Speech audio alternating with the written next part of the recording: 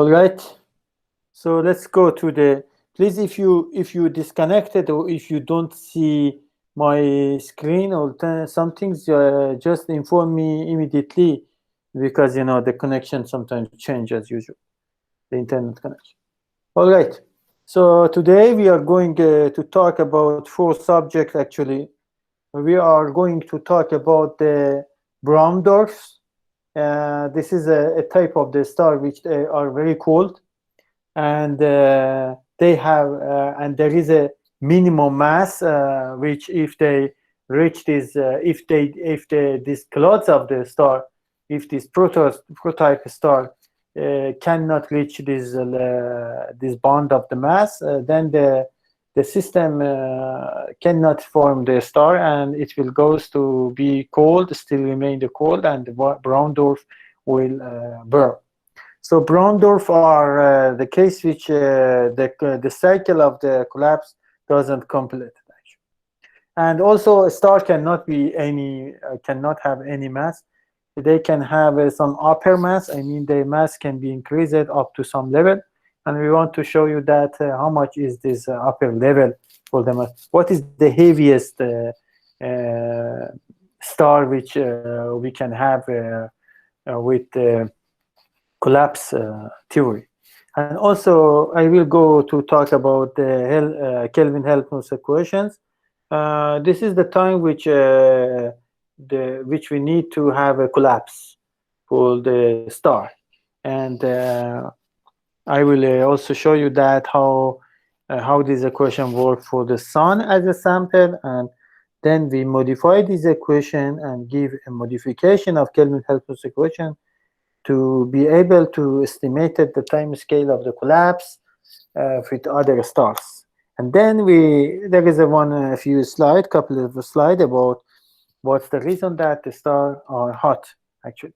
And we will tell you that there is 2 scenarios, actually. One is the simple answer, and the other one is the hardest answer. Okay, we talked before about that the clouds of the dust, the dusty clouds of molecules,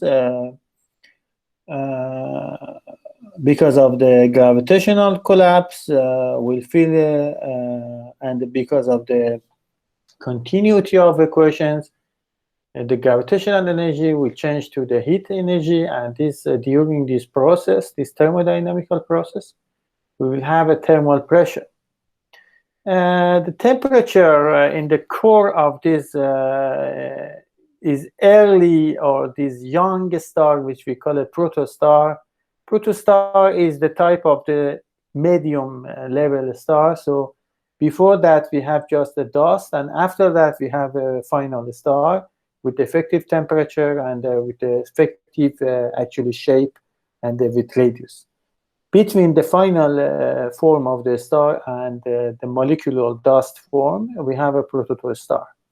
Protostars, they have a temperature. So if the temperature of the core of this protostar increase, then this increasing of temperature will be enough for the hydrogen to burn, and then the nucleosynthesis, fusion reactions will be start, and then after that, you know what happened. You need a catalyzers. We talk about that, and finally you will reach the star. But this is the one which we ideal. The ideal scenario is that the temperature be enough to start the fusion, the nuclear fusion, and actually this temperature should be enough, be able to make a flame of fire from the hydrogen. But not always can be like that, because not all the star has a simple structure. Some star has very complicated structure, as we will see. Some stars, the core of some star are built by the electrons, and those electrons are not very easy particles. So because of they are electron, so this process cannot continue forever. I mean, the temperature cannot go up to any levels, and then the process of the formation of the star will stop it. And when it stops it, because of the reason which we will explain, because of the degeneracy pressure of the electrons, then the star doesn't end to the final form of the star, and it will be stopped at something like dwarf We call it white dwarf or brown dwarf. What is the, if the star is made by electron, we have a concept called degeneracy. This degeneracy is the reason that why the temperature cannot rise for enough to make the nuclear fusion reactions.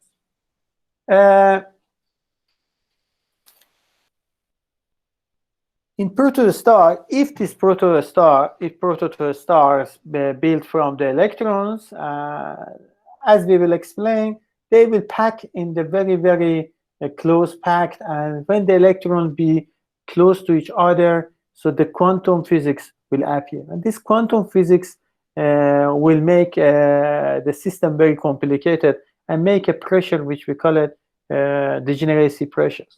So just remember, just keep in mind that in the degenerated electron gas, which could be the core of some type of the protostar, that could be something like a degeneracy pressures. And this degeneracy pressure will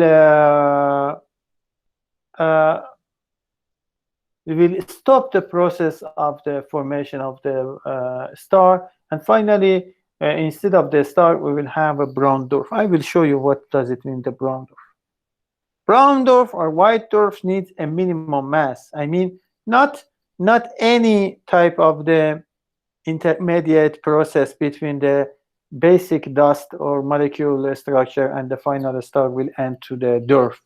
There should be some minimum. I mean, this type of the packing of the electron at the core should reach a very special mass at least, and this minimum mass will be enough to make dwarf, the type of the dwarf which we call white dwarf or brown dwarf. Before I go to explain what is the white dwarf or brown dwarf, which I will show you the picture of them, I want to talk about what is the degeneracy of electron gas. This is the picture of brown dwarf. Actually, brown dwarf, as I told you, is a medium level star.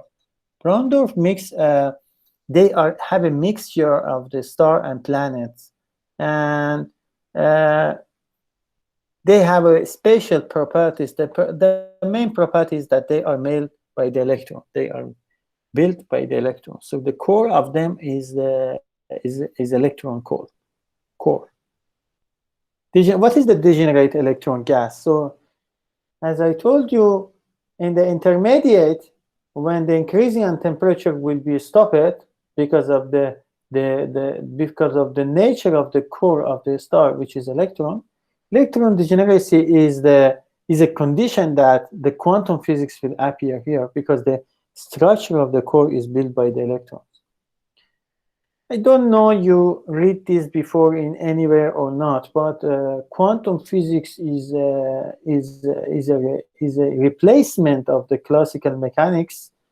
So in classical mechanics, we have a particle, and if a particle started to move with a special velocity from the special point, then you can always estimate it, or always you can guess that in which point it will reach or in which velocity it will go. So this is you have a predictability in the classical mechanics. In quantum mechanics, situations are very difficult and very different. In quantum physics, the electron are not particle. We have what we call electron is a mixture between particle and the wave. When the particles, when the temperature of the system cool down, and when the system becomes very cold, then the electron will be close to each other. They are going to be freeze, but they cannot be more close than spatial distances. Anyway, when the temperature of the system becomes low, and this medium type of the star, the temperature of that could not be increased more, then the system becomes dense because electrons want to pack more close to each other. The system will be dense, and this densing of the electrons make the able that the wavelengths of them be important. What is the wavelengths? Wavelengths or Doppler wavelengths is a concept which comes in the quantum physics from the beginning. We say that the particle in quantum physics has a duality. Sometimes they look like a particle, sometimes they look like a wave. If you say that the particle's nature depends to the experiment, and if you say that they are behaving like a wave, then the next question will be, what is the wavelength or frequency of such waves? Even when you are moving, you can consider it as a quantum particle and you have a wavelength, but the problem is that your wavelength is very, very tiny and is very, very actually long, and nobody can detect that wavelength. But for electron, no. For electron, the wavelengths of electrons remain like a nanometer or angstrom, 10 power 9, 10 power 10 centimeter or meter, and we have a measurement device for them.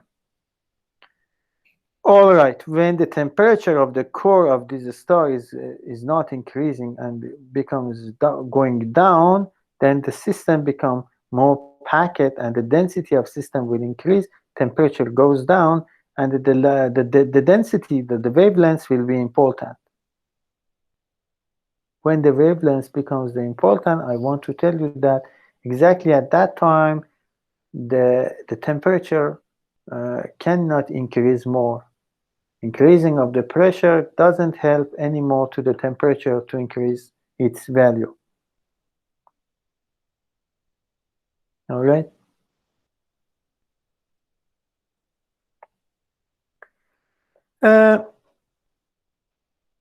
If the electron at the core of this protostar actually, or baby star we can call it. In this baby star have a wavelength, then the next question will be that how much they can be condensed, how much they can pack it to each other. So as I told you, the electron cannot be more close than a spatial distance. This is a spatial distance, which call it mean separation distance L. We suppose that the star is like a plasma and containing some electron and proton, and we suppose that the number of electron and proton are the same.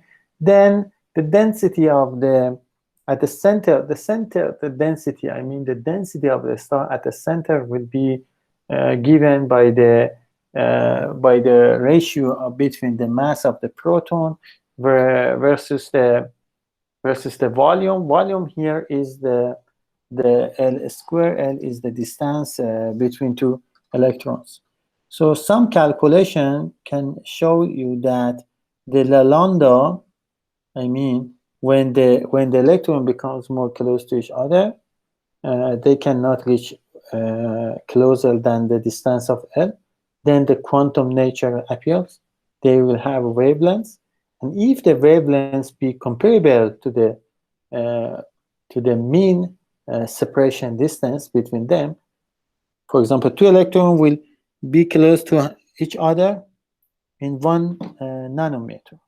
If the lambda, the wavelengths which emitted from the electron at this low temperature remain in the level of lambda, then the quantum physics will be important.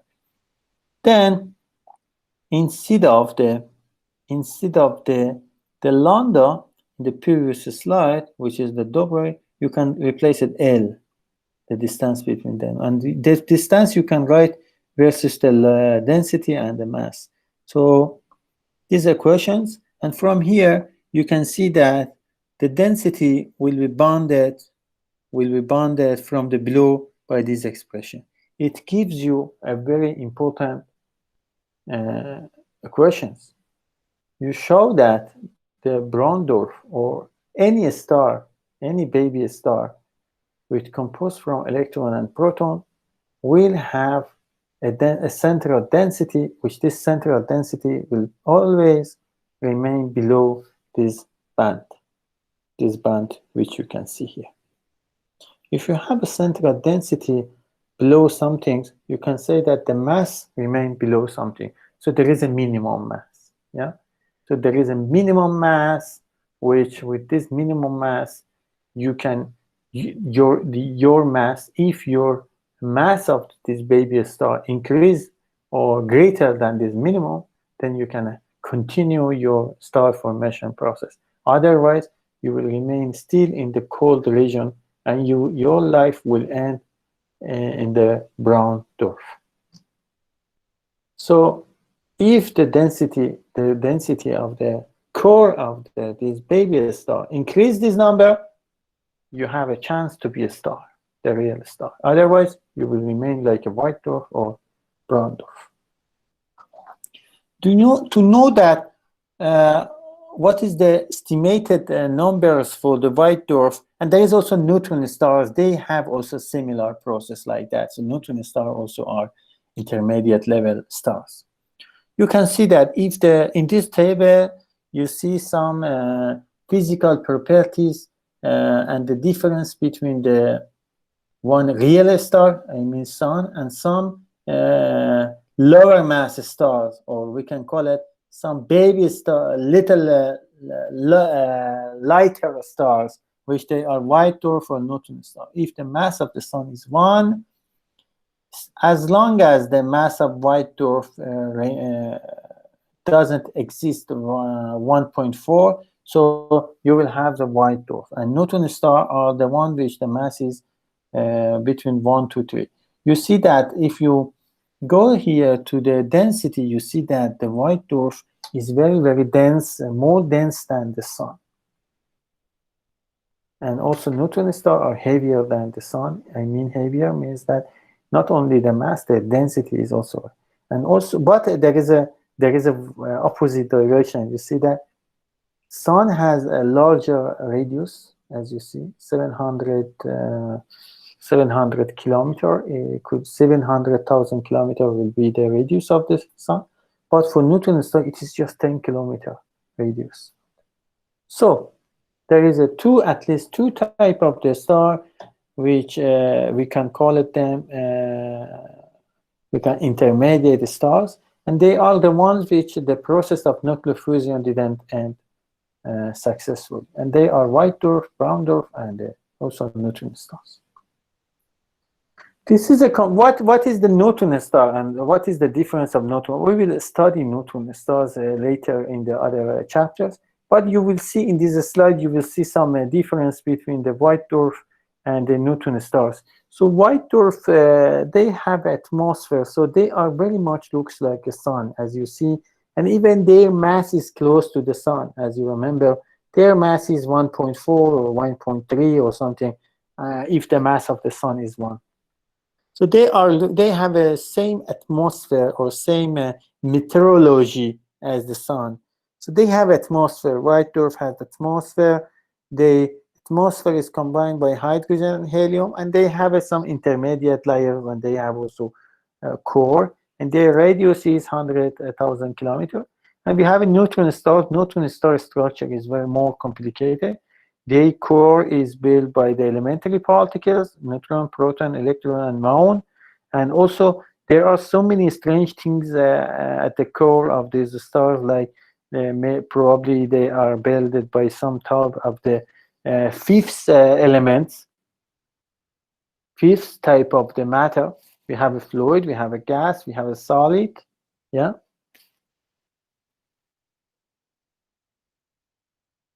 So, and there is another type of the matter, we call it fifth elements, and this is called a Bose-Einstein condensation elements. It's a quantum mechanical structure of the matter. So neutron stars are even have a lower size than the white dwarfs, but both of them, brown, white, neutron star, both of all of them have a more density than the sun. Their density is higher, as you see in the previous. Okay. So to describe them, you cannot use the equation which you learn in the first and second chapter. The white dwarf and neutron stars, they need their relativistic equations, relativistic mechanics, Einstein relativity, actually. All right. Yeah, you have some candidate. There are some candidate for dwarf, for white dwarf, for neutron stars, you see that their masses are written here for Sirius B, Perseus B, 40 B, and EGP 50, GD 40, and you know their mass is also difficult to measure. I want to tell you that when we say the radius is 100 kilometers, for example, 100 or 10 kilometers, it is not exactly 10 kilometers, but because as you understood, the star doesn't have a surface as you know in the Earth, for example. We have a for Mars, for example, for the Moon, for the Earth, we have really the place which you can move on that.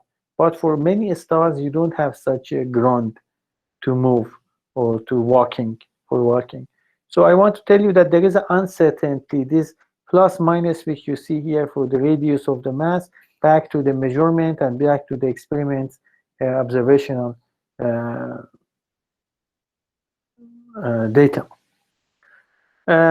I told you that they have a very high density, but it doesn't mean that they are unstable. I mean, finally, they will be like a white dwarf, as I show you, as I showed you the pictures. So they will be some type of the medium level star, but with a different structure, actually, with different structure. As you see, they are combined by the components of the electron, proton, and whatever.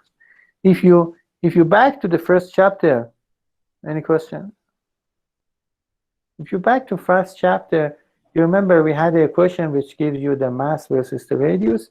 And in this chapter and in this slide, we talk about the, as you see, the main quantity to decide that the gravitational collapse can be continued or not. I mean, you can end finally to the formation of the real star or not, is the density at the center. So mass versus the density, center density is plotted here. For example, you will see that the density is very high, but the mass is not. It is not very high. And maximum the mass which we have some for the stars is 2.3 or 2.4, which is in the top, is for neutron stars. And the dashed line is the one which we have for dwarf. This is the relation between mass and the density.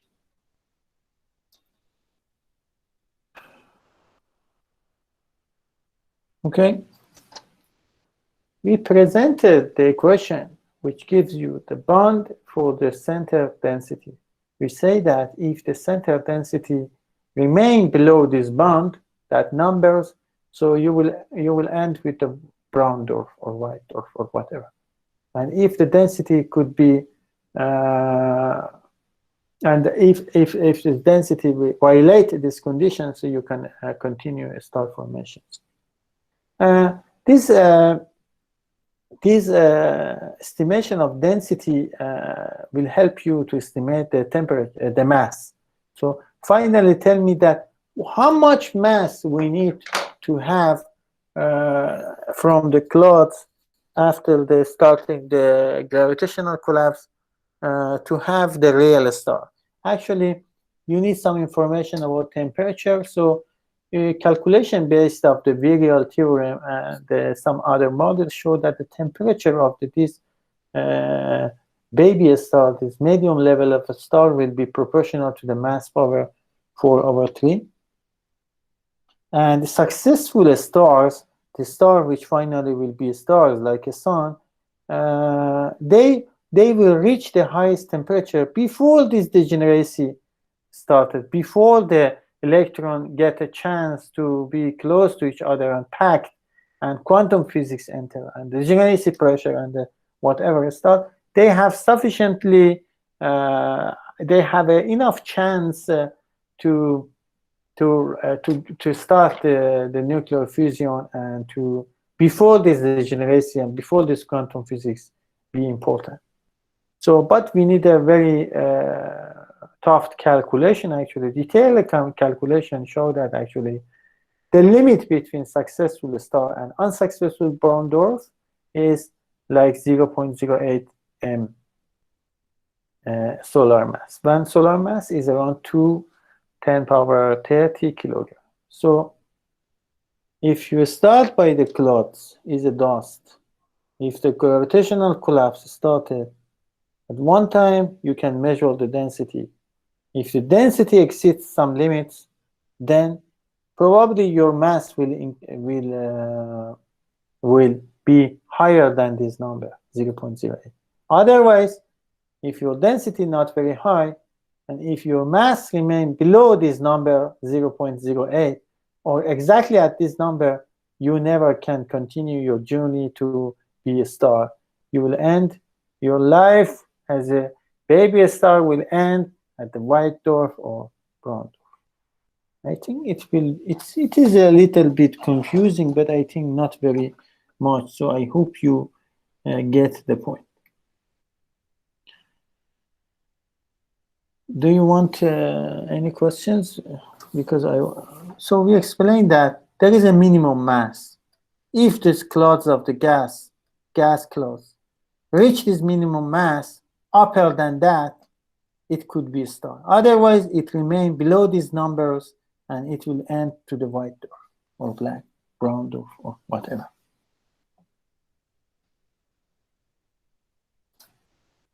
This is the minimum mass. But what is the upper mass?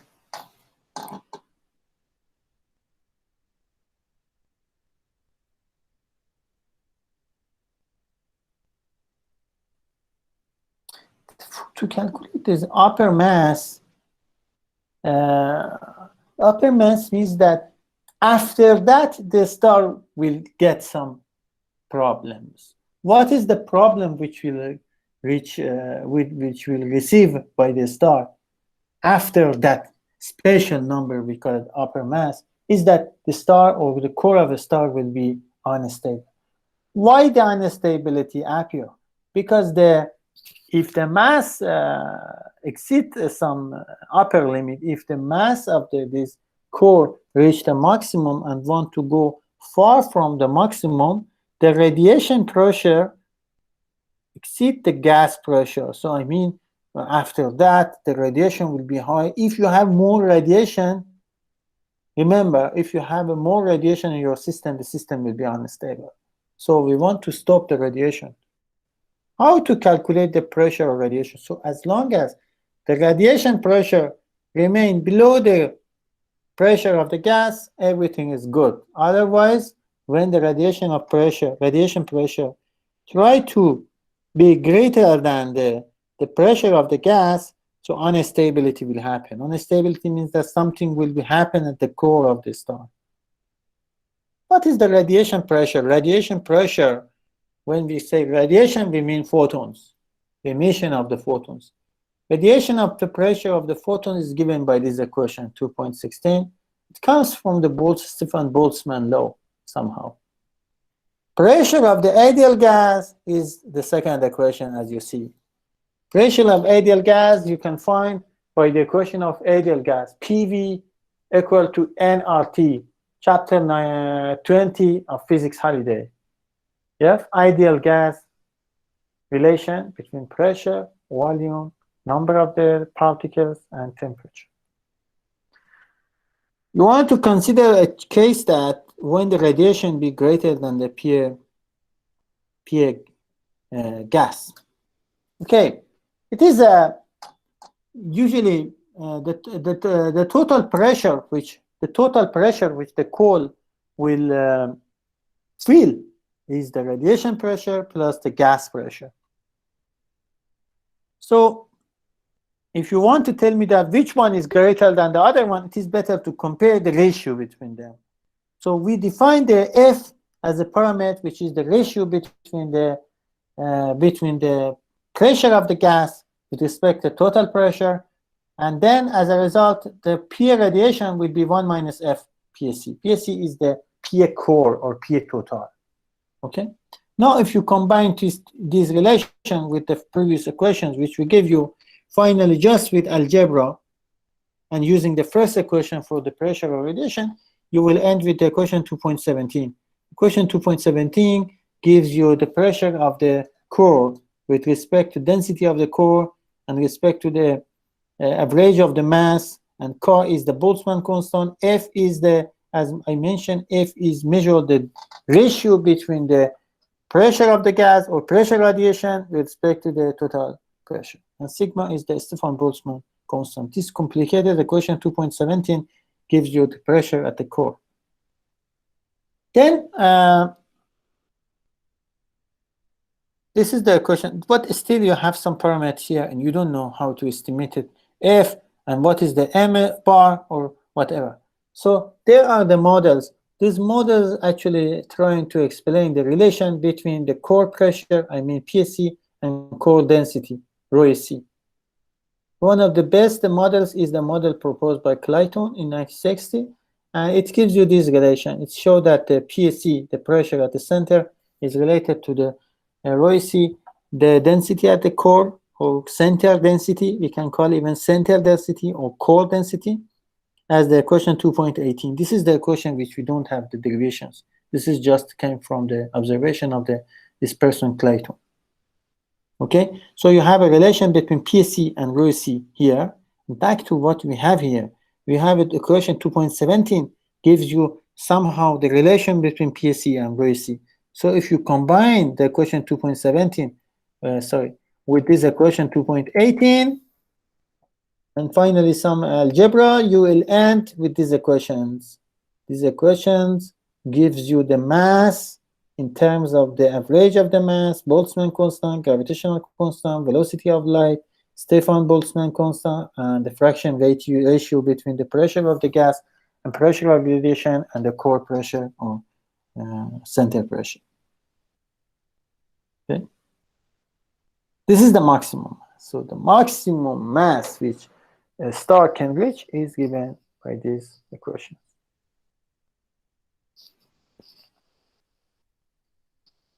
You know that it could be large number because you see that this G is very tiny number, 10 power minus 11.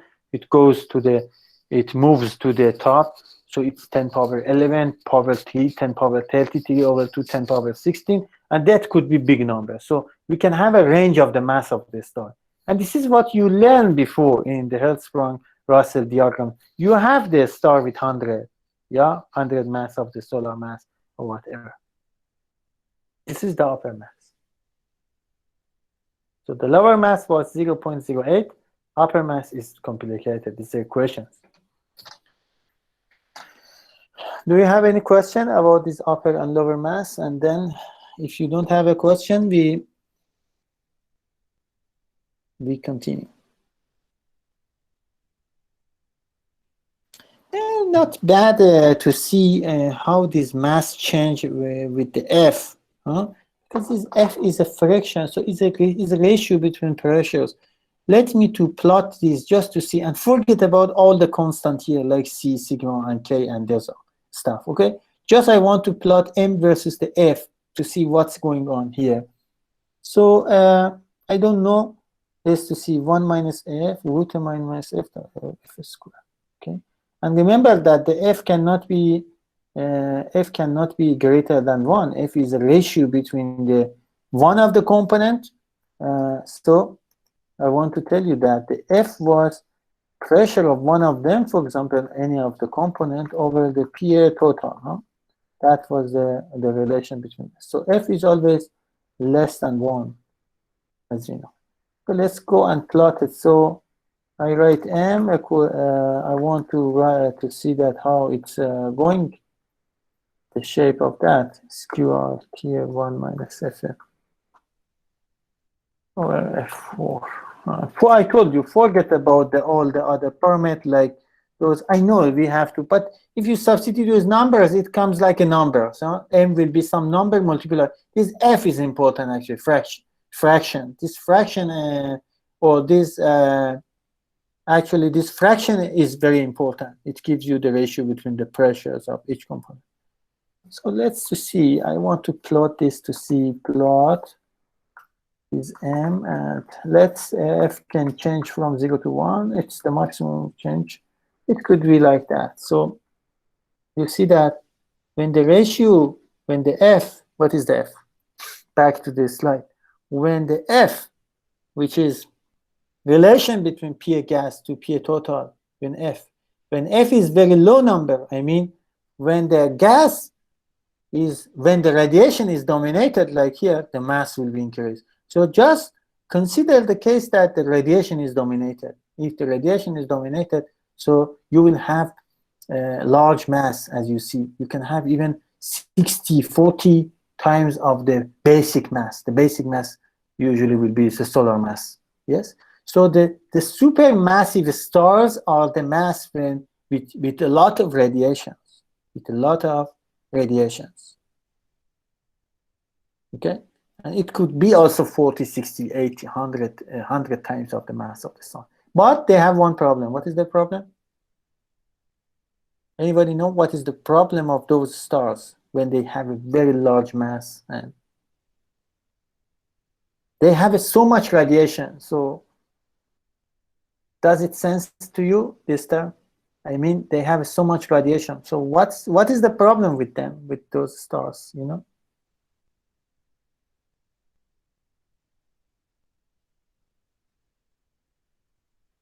As I mentioned, when the star has so much radiation, it will be unstable. Huh? They will be die very soon, those stars, because of them. So listen to what I say and what I repeated in my other course 3 nights ago. Massive star doesn't live for a long time because they will undergo instability. The low mass stars, you know, the one which the gaseous structure is more important than the radiation parts, they will have long life, but they are very slim. They are not fat. So the fat star will die quickly. Quickly means that million years, but anyway. Okay? Because of instability. Back to the slides. Okay, how much is the estimation time for the contractions? If the sun had been radiating and the radiation happened with the current luminosity and only the gravitational collapse be responsible for foiling, so how long would it had been take to collapse it to its current size? How much time will be for the sun? We will see that this will be 30 million years, the time. To calculate the estimated the lifetime of those stars, the calculation is based on the physics 1, actually, the potential energy. You have to calculate the potential energy, gravitational potential energy of the star, which you consider the star has a uniform density. Of course, the star doesn't have uniform density. I mean, density in each part inside the star is different from the other part. But just make life easier, and we consider the star like a uniform sphere. So uniform sphere gives you the expression which we write here. If the star started by the initial radius, and wanted to reach the final radius of the sun, okay, listen to me one more time. If a type of the star started by the initial radius, which we call it R initial, and wanted to end with the radius of the sun to be like a sun, then the time which you needed and have the same luminosity as sun, again I repeat it, if you wanted to make a new sun with the same radius and same luminosity and same rate of the light which you receive every day, then you need this period of the time.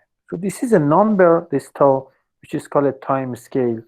This time scale is the Kelvin-Helmholtz equation. And it is very strange type of equation. You don't see the time here, but you see the G, gravitational constant, you see the mass, you see the radius of the sun and luminosity of the sun. All right? Let's go to C. The Kelvin-Helmholtz contraction time is a better approximation of this. There are so much more information we didn't consider. If you consider the contraction, if you consider some other parameters like uncertainty, the portions of the uncertainty constant, or whatever other things, I mean, take something from the observation and the astrophysical models. So these equations, which we call it tau for the time scale, will be corrected by this factor. So you will end with this equation rid of this factor. This is called Kelvin-Helmholtz contraction time. I will give you the number of how much is for the sun.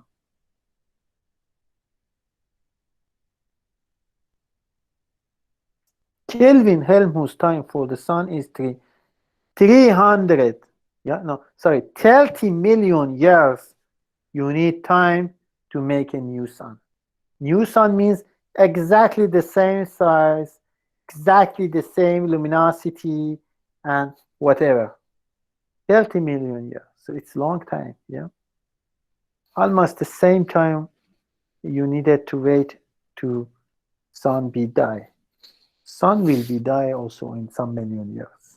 And finally, it is important to consider that what is going to happen for the life after that.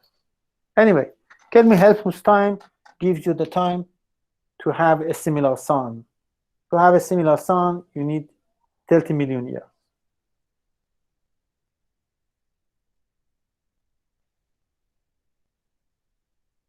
The Kelvin-Helmholtz time can be generalized to the other stars. So, I mean, you can have a different other, not only sun. You can estimate this relation to have a star heavier than the sun. That's what you needed, is that you have to make scaling these equations. So this is the equation of Kelvin-Helmholtz. Just multiply this equation by the factor. You see this factor is almost 1. Then just write it in the clever way. If you write this in the clever way and substitute the G and whatever, you will end with the tau for Kelvin-Helmholtz time, the time scale for it forming any other star with any mass. This is the one. Okay. For example, and this is not complete also, because it's still from Hertzsprung-Russell diagram, you have some estimation about the relation between mass and radius, or you have some estimation about the relation between luminosity and the mass from Hertzsprung-Russell. So I mean, you can write finally this equation only in terms of the m. If you know some information, any questions?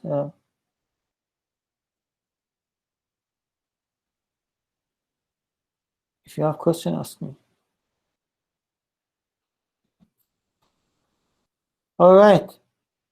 Using the Hertzsprung-Russell diagrams, you can estimate the radius and luminosity versus the m.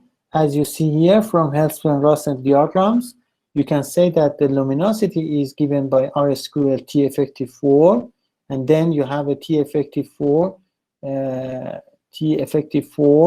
for main sequence star is proportional to L power 1 over 8. So then finally you can say that I is proportional to L 1 power 4. By combining all the information, by combining all this proportionality, actually they are not exact as I mentioned, they are the slope. You know that to make a graph, for example, you can make a graph like x squared. X squared, 2x squared, 3x squared, and x squared are all the same. They are x squared, just the slope is changed. So from Hertzsprung-Russell diagram, you can estimate the slopes. If you rewrite the Kelvin-Helmholtz equation in terms of the only m, I mean get the information about r and L from Hertzsprung-Russell diagram in terms of the m, write everything in terms of the m, then you will end with these equations. As you see, Kelvin-Helmholtz time scale for the sun, exactly sun, is when m is m solar mass, 1 solar mass. It will be 30 million, as I mentioned. For other, what will be for others? Let's see. For example, if we want to have a star with 100 times of the mass of the solar mass, what's going to time here?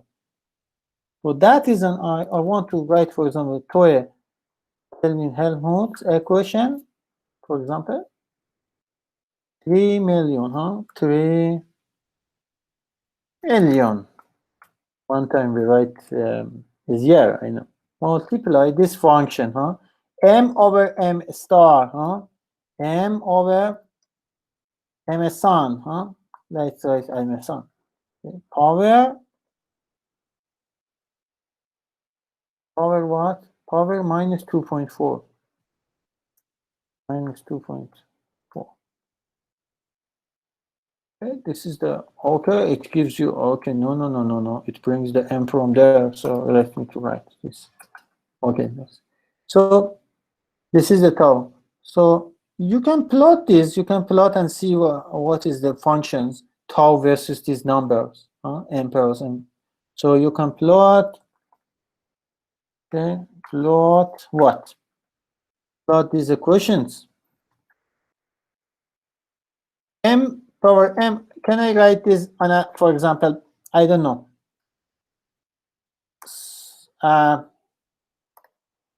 solar mass, for example, okay? And the solar mass ratio, I know, solar mass,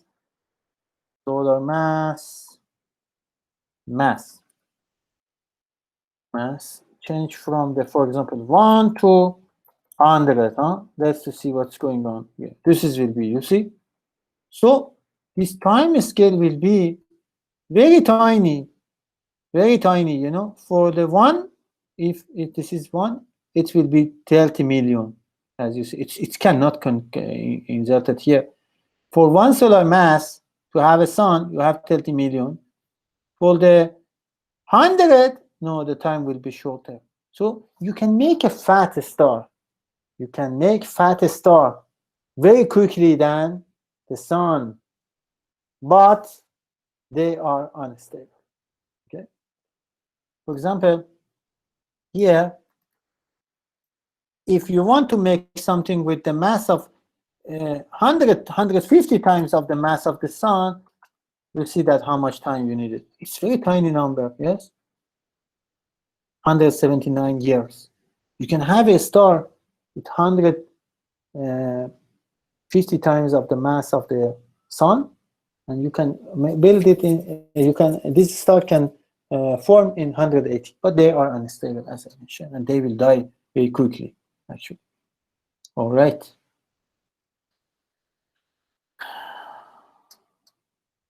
There is a program, if you have a Mac computer, MacBook Air, MacBook Pro, or whatever, there is a program here you can plot everything without using the mathematical what is. And this is a grapher, yeah, grapher. Grapher is very beautiful and easy program. It will plot for you everything, almost everything, even in 3 dimensions. For example, what I say here to you, 30 million times what was x was the ratio between mass to the mass of the sun, minus 2.4 was, yeah, I don't know. Yes, and power is this, because I can't see that. This is the problem. Minus 2.4, This number is very big, so it get the problem with this number. Okay, 30 million. I think it will be exceed the limit. So I know that it's 30 million is the age for the sun. So the time which we need to make a sun. Okay. Okay, this x should be x. All right, x. Okay. This is will be like that. But this program is very nice. You can plot whatever you want, one-dimensional diagrams. So in your project, if you want to do something for me, you can use this. If you have a computer, you don't need the Python. You need the MATLAB or something. And one more thing, I want to show you one very useful, because after next week you will have going to do some homework. I want to show you something very important.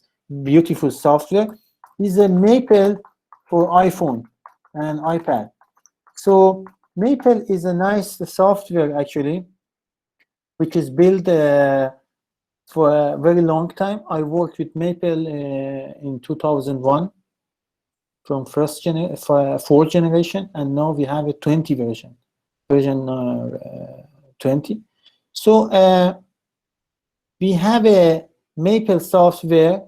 We have a Maple software, Maple calculator. It is called Maple calculator. It is very powerful, and you can take a derivative, take integral, and whatever you want. And the point, this is the same. This is, you can see, Maple calculator. And you don't need to pay. It is free. You can download for your iPhone, as I have also, and you can see here. And also, you can install this in your iPad. And also there is a version for Android, I think. Yes, there is a version for Android, not iOS. And please go and download this software, because it is help you to solve the equations, plot the functions. And it is not needed any programming. Just go open the software and write your whatever you want. And so I write this link here for you, and please go through the website and download this for yourself, because it is very useful for your homeworks. All right.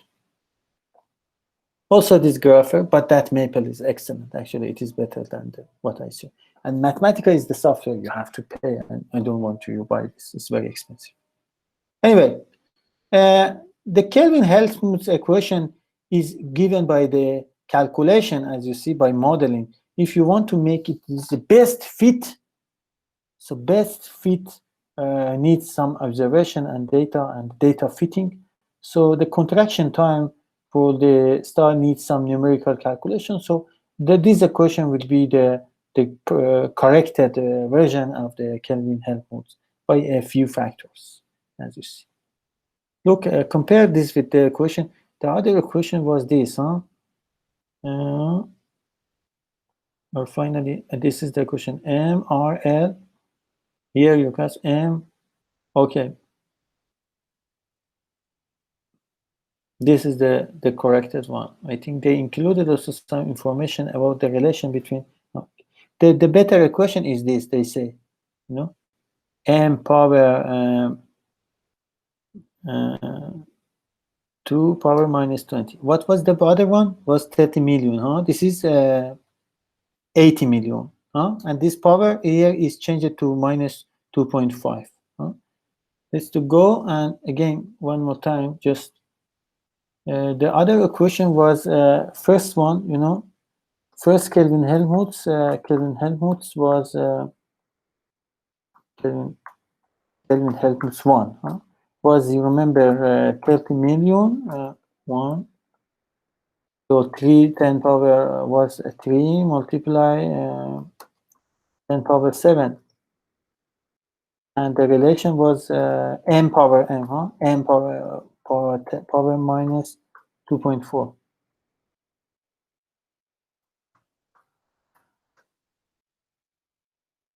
The tau after the corrections is 8, huh? 8 power 10 power 7. I want just to see what is the difference of them, because just to see, it is better to see what is the difference. Each one is minus 2.4, minus 2.5. Let's to see what is the difference between them. This is the second model, okay? The best way is that we make a plot this. But there is a problem. All of them, they have 10 power 7. So let me to forget about 10 power 7 and just plot the rest of that. So I want to plot, okay, 2 of them all together in the same range. I mean 1 to 100, for example. 100 is a very big number. Let me to write 20, for example. So we are going to compare the observational model, the fitting model, with the calculational model of the scale, time scale, or contraction time, the time which you need to have a spatial stars with the spatial mass. Okay. So first I write these equations, but as I told you, let me to forget about those 6 numbers, 6 digits. The second equation is this. Again, I scale actually the equation in the million. Instead of the 30 million, I write 30 just. So let's to go. You see, they are close. Huh? I want to ask you the question and then close my lecture. The question is that what you understand from this diagram, which model, which is better, the theoretical is better or the one which comes from numerical fitting? Which one is better and why?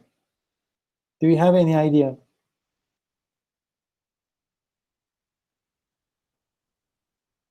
For example, if I want to estimate the time which I need to have a massive star, very heavy star, which model is better for me?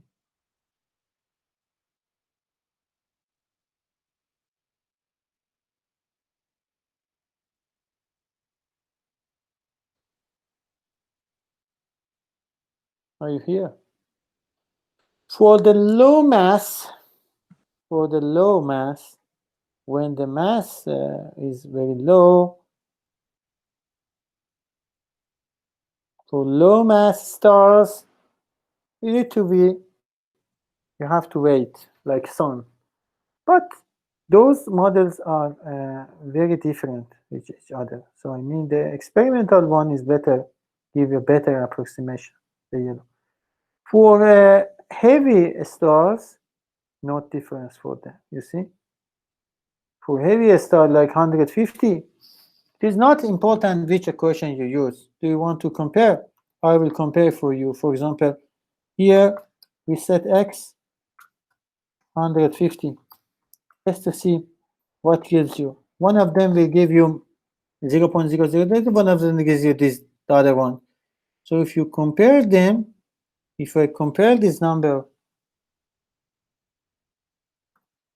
if I divide this by this, or if I this minus this, and divide this number, so the difference between these two equations, the fitting one and the observational, will be very tiny number, around 10 per thousand. So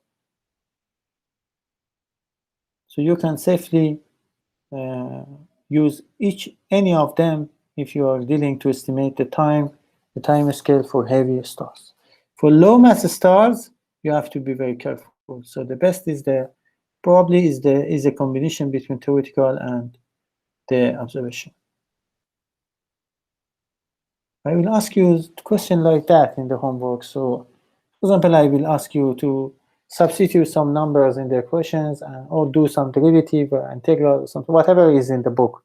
And then I want to, I will ask you about your opinion about the results. You have to give me the feedback like that. For example, what I say, you compare the model with the massive stars. It looks like that theoretical and observation are the same, and for lower mass, it seems that one of them predicted longer time than the other ones. So you can see the difference is very high, because if I go into have the star like a white dwarf is the mass with below that, so you see that the observations give you 41 years, and the other one gives you 15 years, so the difference is very huge. So for lower mass, you have to be very careful, and usually you have to check it with the catalogs, or check whatever is the experimental equations or observational equations or calculational equations. So you have to be very careful for lower.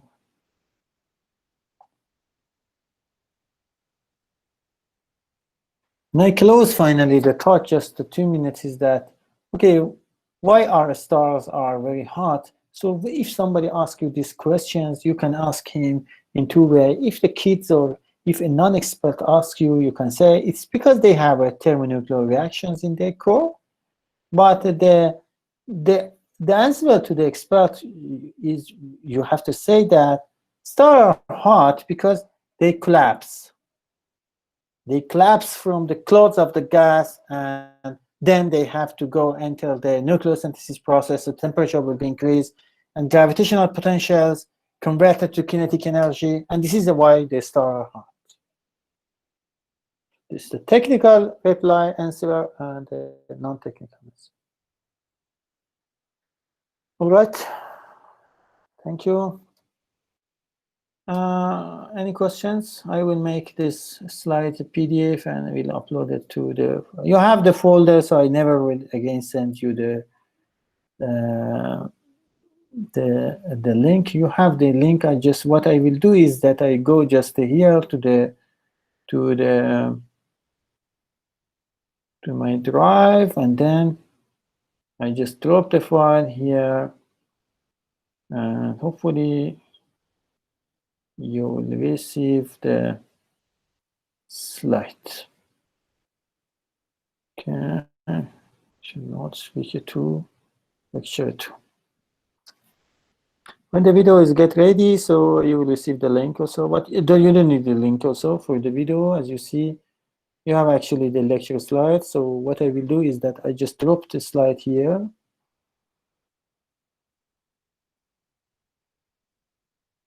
That's all. Thank you. Any questions? See you. Goodbye.